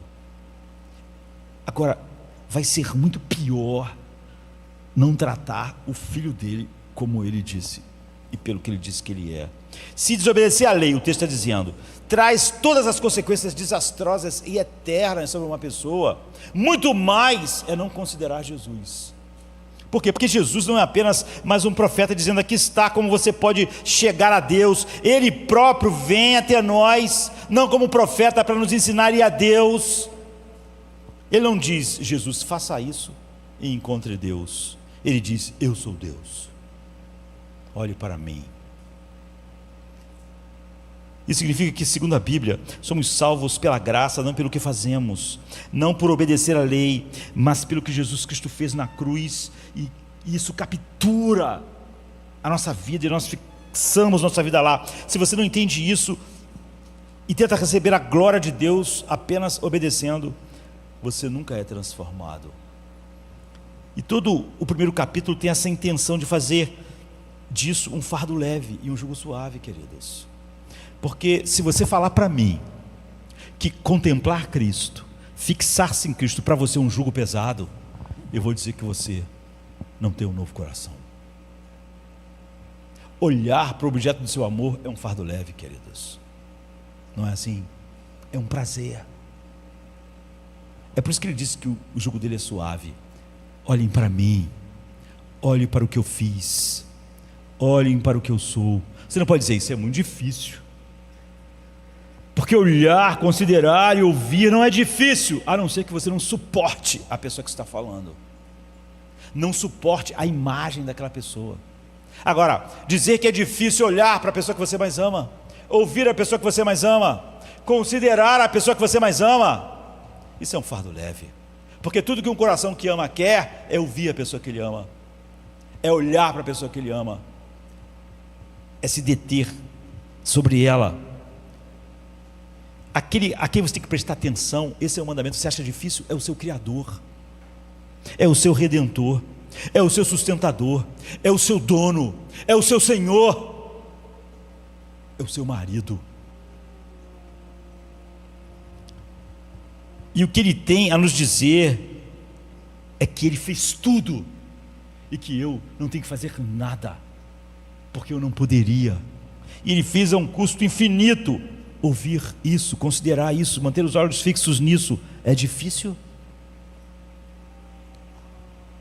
Então, se escolhermos não ouvir Jesus, se escolhermos não fixar os olhos nele, nós desprezamos o que Deus mais ama. E estamos negligenciando uma grande salvação. Negligenciar uma grande salvação não é não ser cristão, é não olhar, não considerar diariamente Cristo. Você está desprezando, porque os seus olhos vão se fixar em alguma coisa. Se os seus olhos amanhã não se fixarem em Cristo, ele vai estar fixado em alguma coisa, e você vai estar dizendo: isso aqui, para mim, fixar os olhos nisso é mais prazeroso do que fixar os olhos em Cristo. Ouvir isso aqui é mais prazeroso do que ouvir Cristo. Você o está desprezando. Você pode querer fugir das palavras pesadas, mas o autor de Hebreus não vai deixar. A única razão seria se você considera outra coisa mais importante, outra coisa mais bonita, outra voz melhor. Mas o que distingue um cristão de um não cristão é que um cristão nasceu de novo, com um novo coração, para amar o que Deus ama. E Deus ama seu filho. Deus tem o seu prazer em seu filho. E ter o prazer na pessoa que nós amamos não é um fardo. Então achamos o argumento do capítulo 1 poderosamente convincente. Deus falou nesses últimos dias por seu Filho. A vida cristã é, antes de tudo, uma vida de contemplação. É difícil? É uma vida de ouvir Cristo, considerar Cristo, fixar os olhos em Cristo. É isso que é a mensagem de Hebreus o tempo inteiro. Igrejas têm 1000 programas, porque muitas pessoas acham que igreja, ser servo de Deus, é fazer. Mas fazer não te muda. 1000 coisas na igreja, 1000 agitações, ou então tem que fazer isso, tem que fazer aquilo, tem que fazer aquilo para Deus. Isso não te muda. O que te muda é contemplar Cristo. Se você precisa de um monte de gente para você suportar olhar para Cristo, você não o ama.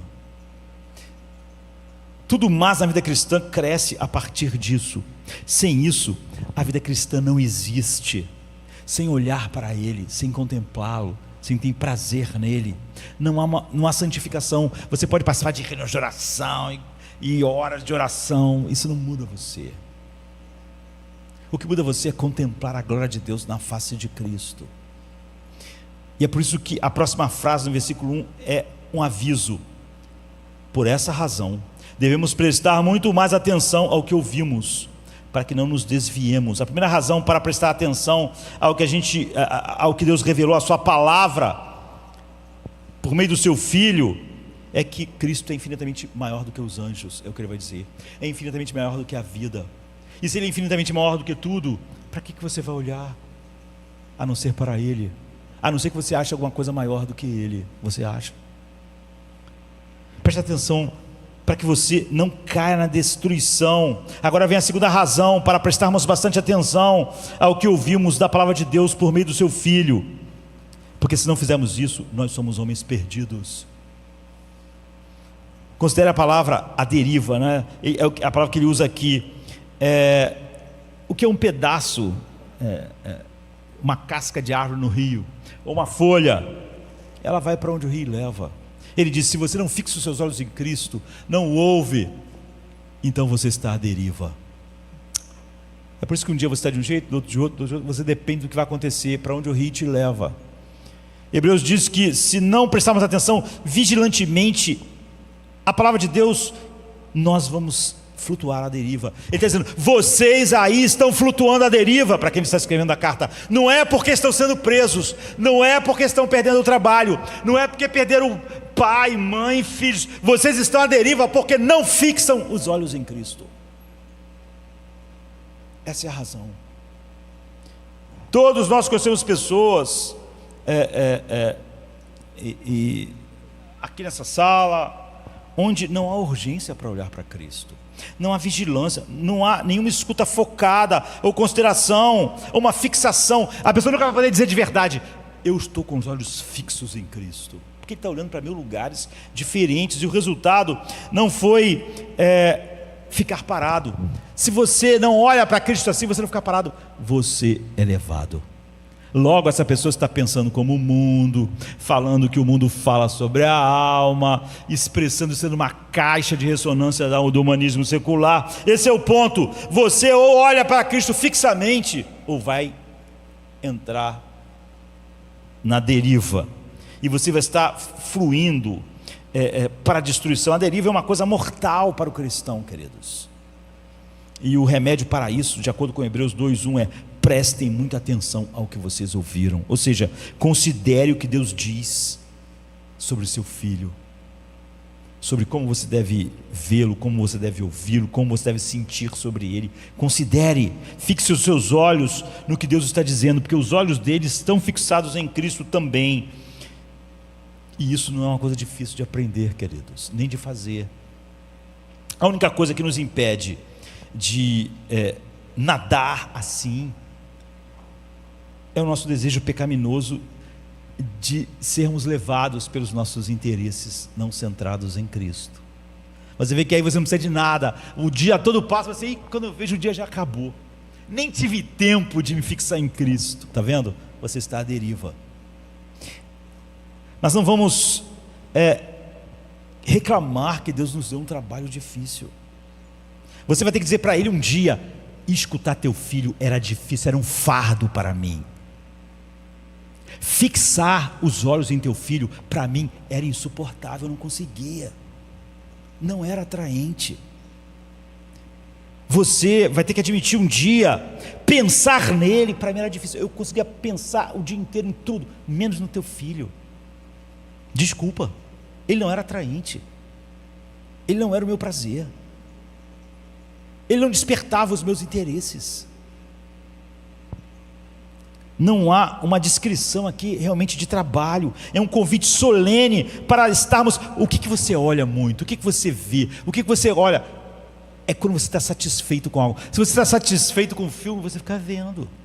Se você está satisfeito com a paisagem, você fica lá. Se deixar, você fica lá.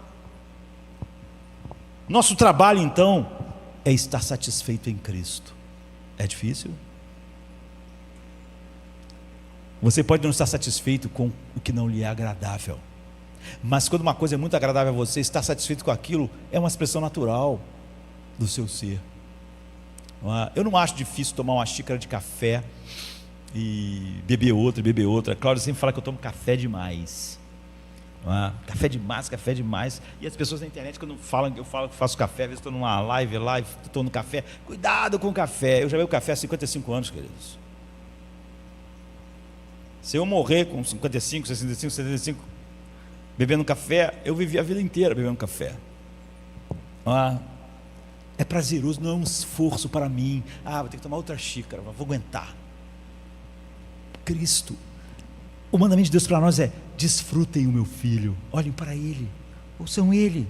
Ele é maravilhoso, ele é a exata expressão do meu ser. Não gosto de olhar para ele, não gosto da expressão exata do teu ser. Ele que é a expressão do seu ser, não é nada atraente para mim. Isso quer dizer que tu, Deus, não é nada atraente. Há muitas coisas muito mais interessantes do que Deus. O que é isso senão impiedade? Nosso trabalho é estar satisfeito. Uma oração simples no Salmo 90:14 resume o que é o nosso trabalho. Sacia-nos de manhã com a tua bondade, para que nos alegremos e sejamos felizes todos os nossos dias. Ou seja, se tu nos satisfizer com a tua beleza, a gente vai ser feliz todo dia. Esse é o nosso trabalho, estar satisfeito em Deus. E quando estamos satisfeitos, não importa o que está acontecendo com aquelas pessoas lá, você quer ouvi-lo, quer vê-lo, quer pensar nele, se fixa nele, para que você possa se alegrar, ser feliz todos os nossos dias, assim sermos livres do engano de desejos que nos levam rio abaixo. É um prazer maior. O perigo de nos afastarmos da palavra, da promessa de Deus em Cristo. Os versículos 2 e 3, parte A, nos dizem: por que isso é tão perigoso? Porque se a palavra falada pelos anjos, quando não foi ouvida, as pessoas estão eternamente perdidas. Se você não tem prazer em olhar para Cristo, você está perdido. Não simplesmente você diz que crê nele, deixar de prestar muita atenção à palavra de Deus, negligenciar essa grande salvação. Ele está dizendo: é perigoso demais. Não ouvir Jesus, não considerar Jesus, não fixar os olhos em Jesus, no fim você vai estar perdido. Não herdaremos a vida eterna. Ele é o caminho para ela. E ele é o caminho para ela, sendo o caminho que nos mostra o Pai. Só que o Pai é exatamente o que ele é. Se ele não é prazeroso para os seus olhos, o Pai também não é. A deriva é infinitamente perigosa. Jesus diz: o meu jugo é suave e o meu fardo é leve, porque o meu jugo é vocês se deleitarem em mim. E quando vocês se deleitam em mim, vocês aprendem de mim, que sou manso e humilde de coração. E se isso é a beleza que atrai vocês, o que eu sou, então vocês encontram descanso para as vossas almas. Você não encontra descanso fazendo algo, trabalhando muito, fazendo muitas coisas, mas me desfrutando. A marca do verdadeiro Filho de Deus é que ele jamais vai ficar à deriva, porque assim que ele se afasta um pouco disso, de olhar para Cristo, de fixar-se em Cristo, ele começa, tudo que é bom nele se vai. E um dos sinais de que você não nasceu de novo é que você ouve o que eu estou dizendo e não sente nenhum desejo de se proteger contra qualquer coisa que te impeça de ouvir, desfrutar e pensar nele. A marca do verdadeiro Filho de Deus é que ele nunca fica à deriva por muito tempo. Em outras palavras, no Antigo Testamento Deus não falou diretamente. Ele falava por meio de mensageiros intermediários. Como conhecer alguém se você só recebe cartas? Hebreus diz que os anjos estavam envolvidos naquela entrega, naquela revelação. No entanto, a firmeza dessa palavra mediada era tão grande que, apesar de Deus só se comunicar assim, por intermediários, negligenciar a palavra dele é estar debaixo da sua ira infinita. Agora, Deus falou conosco não por meio de anjos, mas por meio do seu Filho. O próprio Deus se levantou da sua glória e se vestiu da carne humana e veio, se humilhou e veio. E você diz: tem muitas coisas para olhar. Isso não é tão interessante para mim. Paulo diz: grande é o mistério da piedade.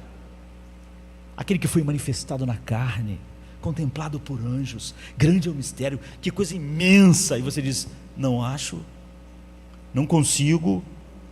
Negativamente ele diz que pereceremos se nos afastarmos da palavra de Deus, se negligenciarmos tão grande salvação.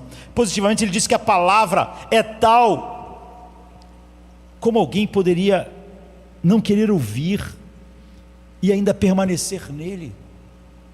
Ele é o Criador de todas as coisas, o sustentador de todas as coisas, o herdeiro de todas as coisas. Ele é o purificador. Como poderíamos não querer prestar atenção nele? Como isso pode ser algo difícil para nós?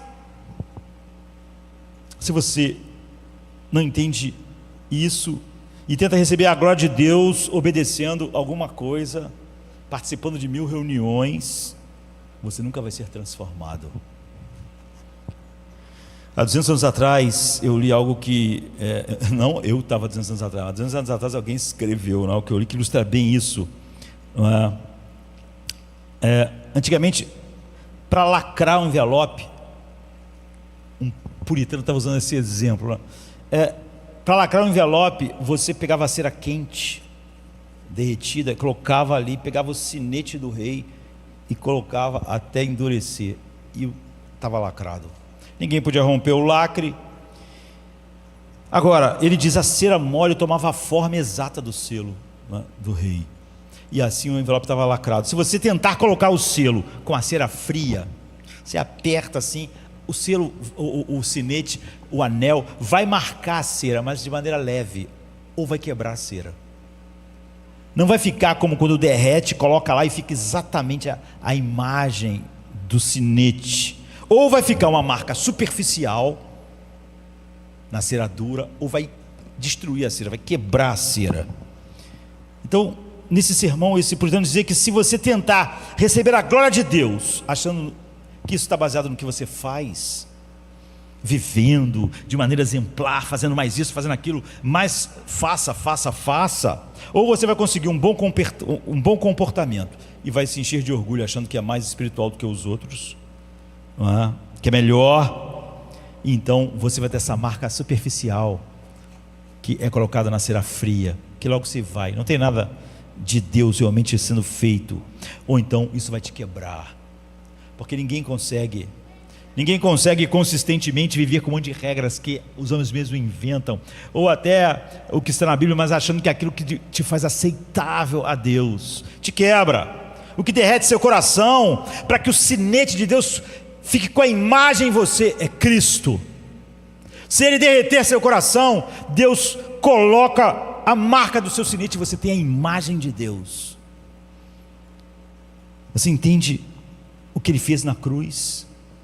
E é assim que a gente quer encerrar.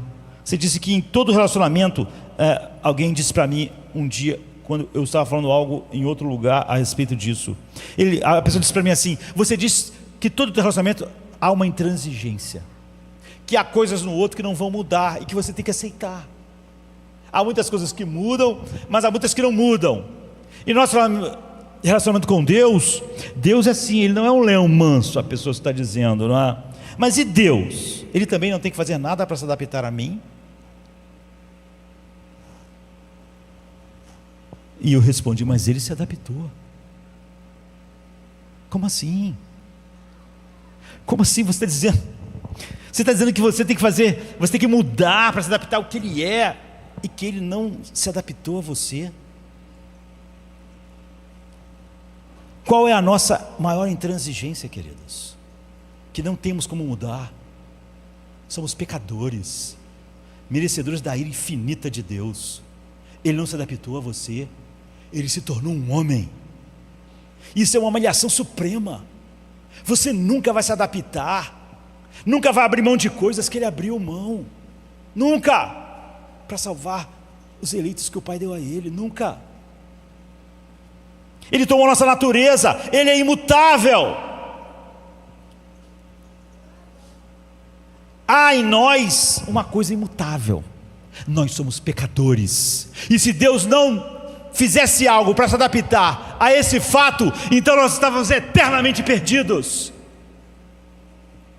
Ele não disse para nós simplesmente: deixem de ser pecadores e então vocês me terão, porque isso era uma coisa totalmente impossível para nós.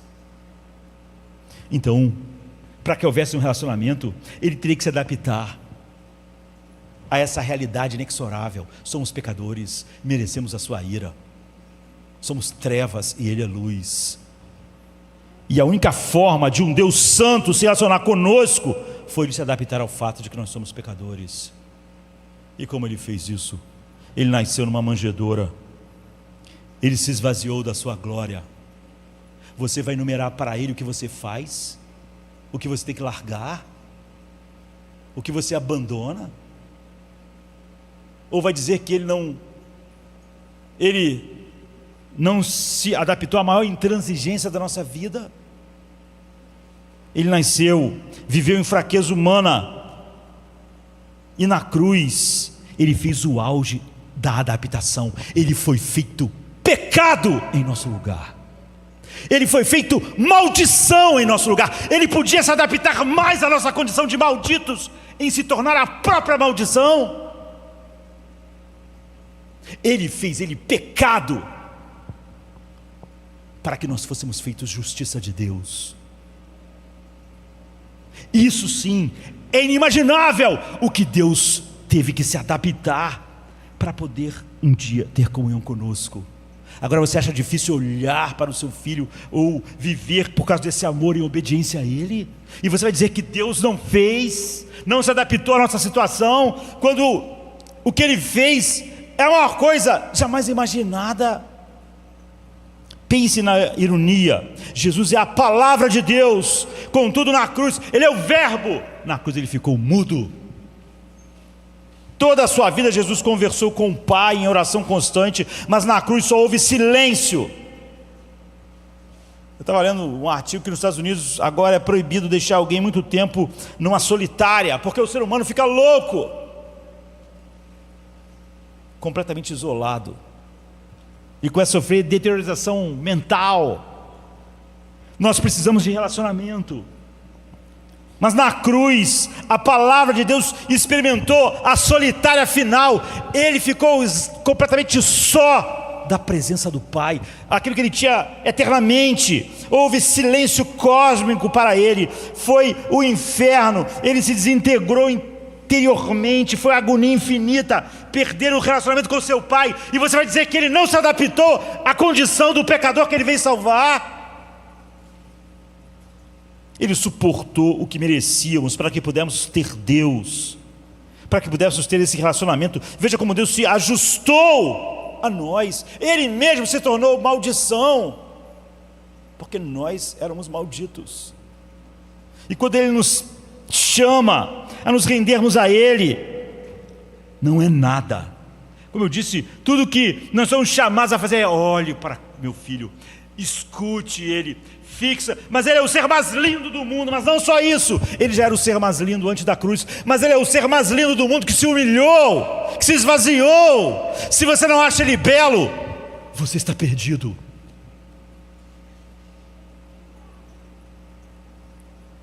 Estar obcecado com a beleza de Cristo, com o que Ele fez por nós na cruz, prestar muita atenção, nos dedicar profundamente, focar-nos na graça de Deus, é o que nos muda. E isso não é nada olhar para o objeto que você ama. Ele não pôde só olhar para nós e tudo mudou. Ele teve que fazer. coisas inimagináveis. Isso nos mostra que não somos salvos por nossa própria conduta, o que nos levaria ou ao orgulho ou ao desespero. Mas a glória de Deus na face de Jesus é o que derrete a cera. Então Deus vem com seu sinete e a imagem dele fica em nós. Mas se não é a beleza de Jesus que derrete você, então, mesmo a palavra para você manter os olhos fixos em Cristo, na cera dura, ou faz uma marca muito leve que na terça-feira está apagada, ou te quebra. Você vai achar pesado demais o que Deus quer. Então, só olhar para Ele na cruz derrete os nossos corações. E aí nós olhamos para Ele, somos derretidos e Deus molda a sua imagem em nós, até que você se torne quem você deveria ser. Você não vai se tornar em algo diferente do que você deveria ser. Você vai ser exatamente quem Deus criou para você ser, a imagem do seu Filho. Vamos ficar de pé. Que a minha vida seja um altar onde teu fogo sempre arde sem parar. Que cada passo revele o teu ser, Cristo em mim, meu viver. Como um rio que flui sem cessar, teu amor vem me transformar. Em cada escolha, em cada olhar, tua verdade vem me guiar.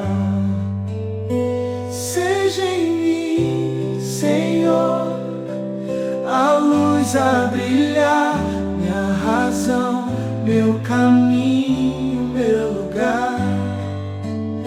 Seja em mim o louvor, eterna canção, tua vontade em meu coração. Que os meus dias sejam pra ti e os meus sonhos reflitam o teu agir. Que o meu ser em completa união seja um espelho do teu perdão. Mesmo nas lutas eu sei que estás, és meu refúgio, minha paz. Meu anseio é teu querer, Cristo em mim vem resplandecer. Seja em mim, Senhor, a luz a brilhar, minha razão, meu caminho, meu lugar. Seja em mim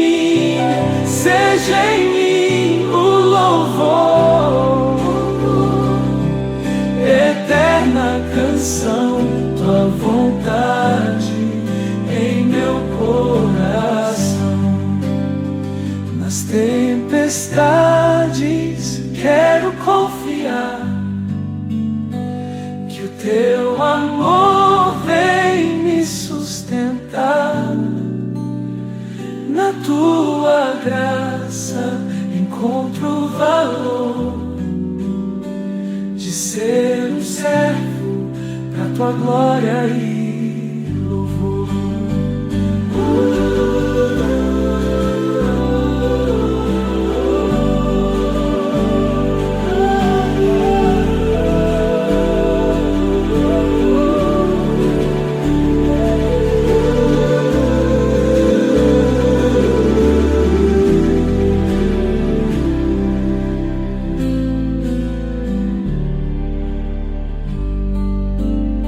Seja